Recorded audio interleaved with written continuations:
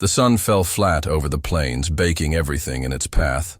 The wooden porches, the yellowed grass, the dust that never settled. It was a cruel light, the kind that showed every flaw. Out here, even silence had weight. Cora Dawson walked barefoot through the back fields, carrying a tin pail. Her dress was patched at the knees. Her hair was tied back with a string that used to belong to her mother's apron. She moved slowly, not because she was tired, but because no one hurried where there was nothing waiting. Behind the cottonwoods, where the dry air grew slightly cooler, ran a narrow creek that still carried water. The cattle drank there. Children weren't supposed to go alone, not since the fighting started. But Cora wasn't a child anymore, and she wasn't going to drink. She was going to bring water. She spotted him before she reached the creek bed, lying under the brush, motionless, brown skin streaked with blood and dust, his shirt torn at the chest, his left arm wrapped in something that had once been cloth, now soaked dark. A man, not old, not young. Apache. Her heart kicked. She stepped back. He didn't move. For a long minute, she just stood there, listening to the wind rattle through the cottonwoods. Her feet wanted to turn. Her breath wanted to run. But then, his eyes opened. Barely. He didn't speak, didn't reach for anything, just looked at her, as if through smoke. And that was all it took. Cora knelt beside the creek, filled the pail with water and brought it to his lips, tilted slowly, let him drink. His throat moved. His hand trembled once, then went still again. She poured the rest over his wound, washed away the blood. He winced, but didn't cry out. When it was done, she looked at him again, still breathing, still watching.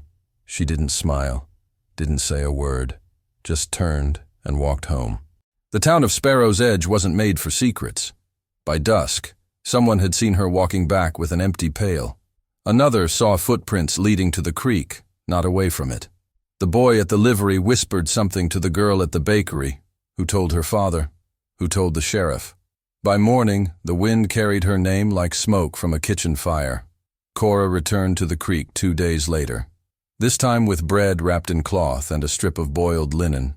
He was still there, not dead, but quieter. His eyes met hers the same way, without fear, without thanks, just a kind of waiting. She knelt again, cleaned the wound, offered him the bread. He took it. A gesture, almost a bow, passed between them, not quite a nod. Still no words, still no names. Only survival, only care. When she returned home, her father was sitting on the porch, boots muddy, hands still from work. He didn't look at her. "You go near that creek again?" She paused. "No." He stared out toward the barn. "Boy says he saw you with someone. I was alone." He nodded, but his mouth tightened. "You'll be careful what you choose, Cora." She said nothing, just stepped past him and into the house. The door creaked louder than usual behind her. That night, the town bell rang. Short, sharp. A meeting call. Men gathered in front of the church, hats in hand, eyes narrow. They spoke in low tones, but none of it was prayer. Cora watched from her window. She saw the sheriff's face lit by torchlight. She saw a drawing in his hand, rough lines, not hers, but the shape was familiar, the curve of her shoulder, the bend of her braid. It wasn't art, it was accusation. She stepped back from the window, heart full of dust. Her father never asked what she saw, and she never told him. The next morning, a mark appeared on their gate, a red cross drawn in ash. She wiped it clean before her father saw, but she knew. She'd been watched, and the town had decided, not in court, not with laws, but in silence, in the way the baker looked away, in the way the preacher didn't wave, in the way no one said her name, but stopped talking when she passed. The wounded man at the creek never asked her to return, but she did, not out of pity, not out of defiance, but because the water still ran and he still breathed, and that had to count for something, even if it cost her everything. By the next Sunday, no one would sit beside her at church. Cora Dawson took her place on the last bench as usual, back straight, hands folded in her lap. Her dress was clean, her hair pinned, but no one greeted her. No one offered a hymn book. Even the preacher, Brother Keene, hesitated before saying amen, as if worried her silence might spread like a sickness through the room. After the service, the women formed their circles by the fence. Children played beneath the poplars. The men discussed cattle, fencing, the price of flour. All of it happened around her, but none of it touched her. She stood alone for a few minutes, then turned and walked home. No one called her name. At the mercantile, Mr. Weller refused to take her money. "Already sold out," he said, eyes not meeting hers. She looked at the shelf behind him. 3 sacks of flour, 2 bolts of cloth, and a row of soap she could smell from where she stood. "Then I'll come back," she said. He didn't answer. The next day, when she returned, the windows were shuttered. "Closed for repairs," read the sign. But the hammering never came. At the creek, the man was sitting upright, his eyes sharper, his arm wrapped tight in fresh cloth, the one she had brought. His skin had darkened in the sun, but his wound had stopped bleeding. Flies buzzed, but he kept them away with a small fan of reeds. She knelt and handed him a piece of jerky and an apple. He took them both, bit into the apple slowly, chewing with care. Still no words, still no thanks.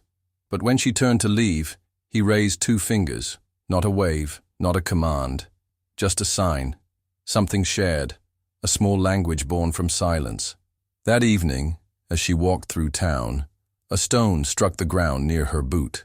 She looked up. A group of boys stood by the blacksmith's wall. One of them grinned, another spat. They didn't speak. She didn't stop. She turned the corner and walked faster. Behind her, someone laughed, a sound like glass cracking. Her father noticed the bruises a week later, on her forearm, faint yellow, almost healed. He didn't ask where they came from. He just stood at the doorway of her room and said, "They're afraid."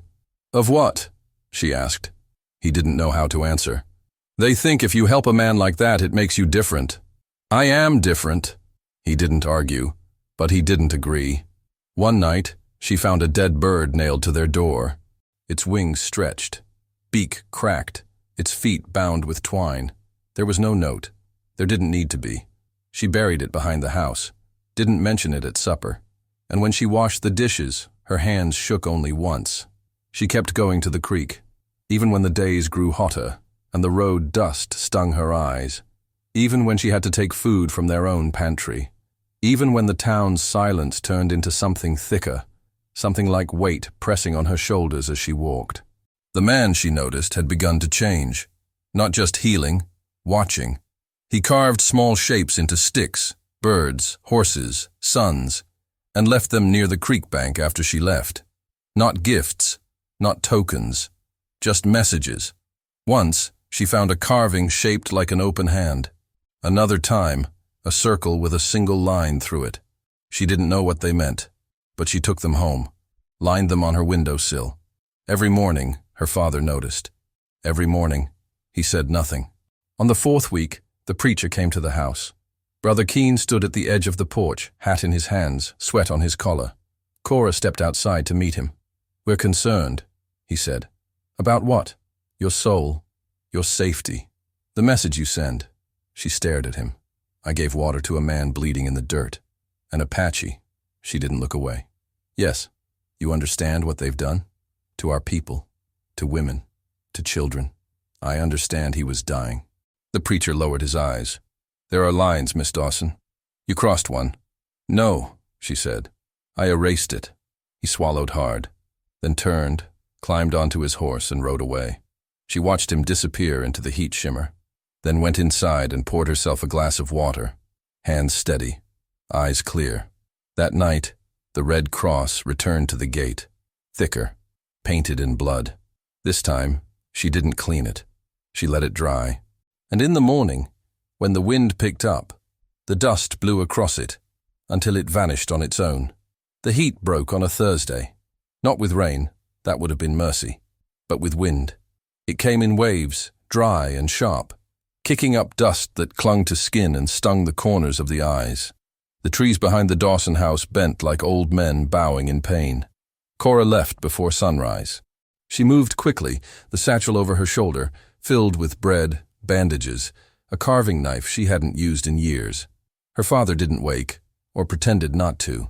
At the creek, the light was soft. The cottonwoods barely moved. She crouched beside the shallow pool and waited.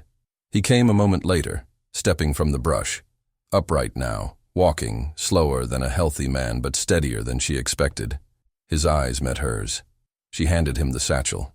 He took it, opened it, and studied each item without speaking. When he reached the knife, he paused, then placed it back gently. She sat on a flat stone nearby, drawing shapes in the dirt with a stick, circles, lines, a feather. He watched, then knelt and added one of his own. A spiral. Their shapes overlapped, and neither erased the other. By noon, the wind reached town. It swept through Sparrow's Edge like a message carried in a foreign tongue. The church door slammed once, hard. Chickens hid in their coops. Windows shuttered not from storm, but from decision. Behind the mercantile, someone nailed a board to the wall. On it, 6 names. Cora's was 5th. Next to it, a symbol carved in black, a line through a well. The town didn't need trials, just signs, just dust. At the creek, he showed her how to bind wounds with sap and root. His fingers moved slowly, explaining without sound. She followed the steps, hesitated, corrected herself, then got it right. When she finished, he pressed his hand to his chest, a gesture, then pointed at her. She didn't understand, but nodded. Some things didn't need to be clear to be true.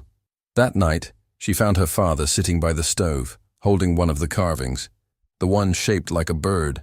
He turned it over in his hands, thumb smoothing the edge. "She's small," he said finally. Cora stood by the door, frozen. He didn't look up. "But she flies." She stepped forward, took the carving from his palm, held it to her chest. Neither said anything more. The preacher returned 2 days later, not to the porch this time, but to the church steps. He spoke loud, to a gathered crowd. "Mercy is not license," he said. "Compassion must be disciplined. If not, it becomes rebellion." Cora watched from behind the livery wall. She heard her name once. He didn't need to say it again. Everyone already knew. That night, a stone broke her window. Glass fell like rain across her bedroom floor. She swept it without flinching, then sat in the chair beside her bed and held the spiral carving in her lap. In the dark, it glowed with oil from her hands. She whispered something, not to anyone in the room, not even to herself, just sound, like breath made into shape. At the creek, he began speaking. Not much, just a word here, a name maybe, something about a place. Cora listened carefully, trying to repeat it. He shook his head once, then smiled. Not mockery, correction. She tried again. Closer. He nodded, then pointed at a stone in the stream, said a word, then at a bird in the tree. Another word. It wasn't a lesson. It was a gift, a giving back. One day he didn't appear. She waited for hours. Only wind, only water, no footsteps. When she returned the next morning, he was there again, slower, limping, but holding something wrapped in leather. He handed it to her. Inside, a painted strip of hide. Red, black, white, dots, arrows, lines, a map of something. She looked up. He pointed east, then tapped his chest, then hers, then the horizon. She didn't speak, but she understood. He would leave soon, and she would need to choose whether to follow or stay. That night, the 6th name on the town's list was crossed out. No explanation, just gone. No one spoke of it, but the others looked over their shoulders more, and Cora slept with the spiral carving under her pillow. It hadn't rained in 19 days. The creek had thinned to a whisper. Cora stepped carefully along the cracked banks, the satchel over her shoulder lighter than usual. Just bread, a jar of ash salve, and a carving of her own this time. A small one, a feather. She hadn't told her father she was going. She didn't need to. He had stopped asking where she went, and the town had stopped pretending not to know. He was waiting in the shade, back against a cottonwood, one hand pressed against his ribs. The wound had reopened. A tear, red and sharp across the old scar. His eyes were dimmer now, tired. She knelt, opened the salve and began to clean it. He didn't wince, didn't speak, just watched her hands. They moved like they knew him now, not as a stranger but as something real, something separate from the fear she'd been raised to carry. When she was done, She pressed the feather carving into his palm. He turned it over slowly, then closed his hand around it. A silence passed between them. Not empty, not heavy, just shared, like breath held together. Back in town, someone had lit a fire behind the Dawson barn. The chickens were safe. The tools, mostly. But the message wasn't in what was lost. It was in what was almost lost. Cora and her father put it out with buckets. Neighbors watched from their porches. One man called it bad luck. Another said, some things burn easier when they're already hollow. Her father said nothing. Cora didn't look up. But when they went inside, she locked the door for the first time in her life. That Sunday, her name was spoken in church, not as prayer, not as judgment, as warning. A heart too open can let in the enemy, Brother Keene said, and a hand too generous becomes the devil's tool. No one said her name outright, but all eyes knew. She sat in the back pew, alone, hands folded, head high. She stayed until the last note of the last hymn, then walked out through the center aisle without blinking. The silence behind her followed like footsteps. At the creek the next morning, he was gone. No trace, no blood, no carvings, just the echo of the water running over stone. Cora sat on the same flat rock, waited. Hours passed. She said nothing, made no sign of leaving, and when the sun dipped low behind the hills, she placed a flat stone on the earth where he used to sit, then walked back slowly, each step heavier than the one before. That night her father poured coffee and set 2 cups on the table. When she didn't speak, he said only, "You gave what you could." She nodded. "I would again." He didn't nod back, but he didn't look away either, and that was more than enough. 3 days later, the sheriff came. 2 men with him. One carried a rope, the other a paper. She met them at the gate. "You're not under arrest," the sheriff said. "No charges. Just a meeting." "With who?" "The men." She stared at him. "Town feels you should explain yourself." She stepped aside. "Then let them come ask me. They'd rather you come to them. I'd rather they didn't burn my barn." The sheriff didn't deny it, didn't apologize, just said, "You coming or not?" She looked back at the house, at her father, standing behind the curtain, then turned and walked toward the church. Inside, there were no pews that day, just chairs and faces. The preacher, Mr. Weller, 2 men from the mill, a boy from the livery, the blacksmith. They all looked like neighbors, but none of them looked like friends. She stood in the center. No one spoke first, so she did. "I helped a wounded man. I didn't ask his name. He didn't ask mine." No one moved. "He was bleeding. I had water." Someone coughed. Someone else muttered. Brother Keene stepped forward. "And do you think that makes you righteous?" "I didn't ask to be righteous," she said. "Then what did you ask to be?" Cora looked at him and said, "Human." There was no applause, no anger, just a long silence. Then the preacher said, "You're dismissed." She didn't wait to be thanked or cursed. She walked out, past the men, through the doors, into the sun. The wind kicked up behind her, but the dust didn't touch her shoes. The river ran quieter in September, not because there was less water, but because the world around it seemed to hush. The trees along the bank leaned slightly inward, like listeners. Birds sang lower. Even the insects held back their usual frenzy, as if waiting. Cora hadn't gone back to the creek in days, not because she didn't want to, but because the wind had changed.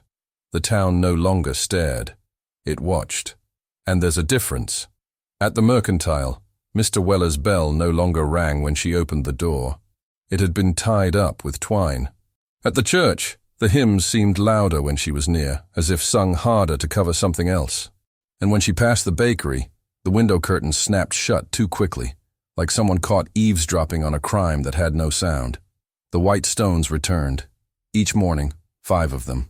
Clean, chalky, placed in a line beside the gate, evenly spaced, like they'd been measured. No one saw who brought them.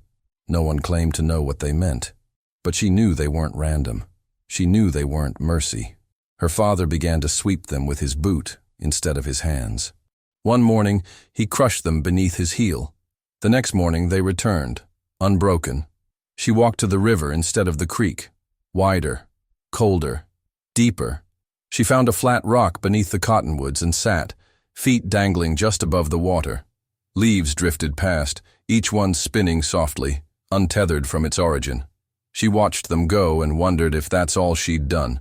Detach. Not rebel, not disobey. Just fall from a branch and keep moving.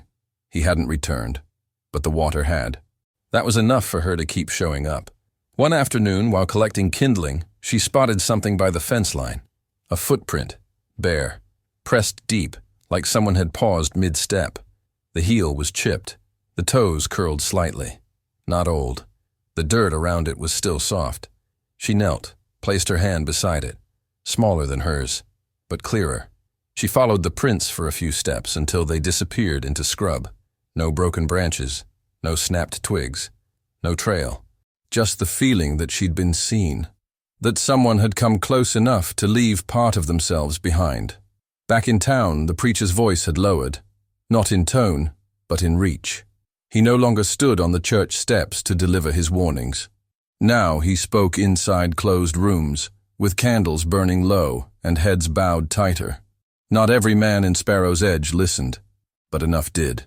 The way they stood together on the porch of the blacksmith, the way they turned their chairs slightly to block the path when she passed, the way they stopped tipping their hats. It was no longer disapproval. It was preparation. That night, her father cleaned his rifle. First time in months. He didn't say why, and she didn't ask, but she made extra coffee and left it by his side. The following morning, she returned to the river. The clouds had thickened overnight. Low and gray, they pressed down on the valley like a warning. The breeze smelled different, mineral like wet stone before the storm.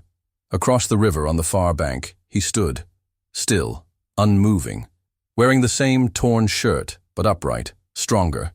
His eyes met hers. He didn't wave, didn't call, just reached into his pocket and drew something out. The feather carving she'd given him, darkened now with oil and dirt, but still intact. He held it out in front of him, then lifted it slowly to his chest. She stepped forward, into the water. The cold bit at her ankles, then her knees, but she didn't stop. She crossed until she stood just short of the deepest bend. The current swirled around her thighs. She stood firm. He stepped forward too, into the water, and met her halfway. They stood in silence, the river pulling gently at their bodies. Between them, a space just wide enough to hold memory. He held out the carving once more. She took it, then looked up at him. She didn't speak, but her eyes asked what words never could. He nodded once, then touched 2 fingers to his own chest, then to her hand. A gesture. Then he turned and walked back toward the trees, disappearing among the gray trunks. She watched him go until the branches swallowed him whole. When she returned home, the house smelled of ash. Not smoke, ash. Like something had already burned, but no one wanted to say what. Her father was chopping wood outside, shirt damp with sweat despite the cool breeze. He looked at her, then at the sky. "Storm's close," he said. She nodded, but they both knew he wasn't talking about the rain. The rain came at night, not heavy, not angry, just enough to loosen the dust and soften the dry edges of the world. The kind of rain that doesn't drench, but reminds that things can still change, quietly. Cora stood at the window and watched it fall. The drops slid down the glass in uneven lines, catching the light of the lantern in slow glimmers. Behind her, her father snored softly in his chair, the rifle leaning against the doorframe. The wind moved the curtain. The sound of wood settling echoed in the beams above. Everything felt like it was breathing, like the house knew, like it was waiting too. In the morning, the town was quiet in a new way, not peaceful, still, the way a barn gets quiet, before the ox breaks the stall. The preacher didn't open the church. The mercantile kept its shutters drawn. Mr. Weller's horse stood saddled and tied, as if waiting for a message to carry. No one met her eyes as she passed, but every door she walked by, she could feel the weight behind it. People watching, people deciding. She had a letter folded in her pocket, blank on the outside. Inside, only a drawing, a spiral, the same one the Apache man had carved in the dirt weeks ago. A reminder. She didn't know what it meant, but she held it like a compass. At noon, the sheriff came again, alone this time. Hat low, shoulders heavy. He didn't ride. He walked, dust coating his boots and the hem of his coat. Cora met him on the porch. "You know why I'm here," he said. "Yes. They're not going to come with torches," he added. "I know. They want you gone." She looked past him, to the street, to the open sky above the roofs. "I'm still here," she said. He didn't respond, but he didn't look away either. Then, softly, "It'd be easier if you left." She shook her head. "I'm not looking for easy." The sheriff nodded once, then turned and walked back the way he came. No threat, no comfort, just truth. That evening, she packed a single bag. Not to run, just to be ready. She didn't hide it. She placed it by the door where anyone could see, then swept the floor, lit a lamp, fed the chickens, watered the small sage bush growing by the fence. That night the white stones didn't appear, for the first time in weeks, but something else did, on the porch railing, a single feather.